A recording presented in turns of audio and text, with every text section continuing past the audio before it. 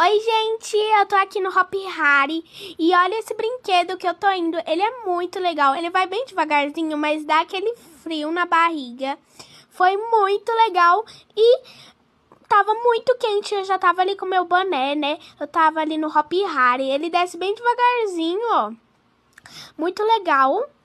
Aí ele sobe, ó. Olha que legal, gente. E eu era maior ali. E eu iria de novo, por causa que ele é muito legal, gente. Olha ali como ele desce. Aí vai dando aquele frio na barriga. Só que quando chega ali embaixo, você já fica mais tranquilo. Parece que ele vai cair, só que aí ele para, sabe?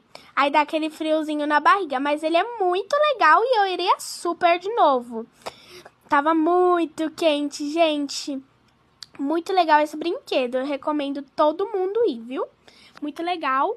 E eu era maior ali, né, gente? Todas as crianças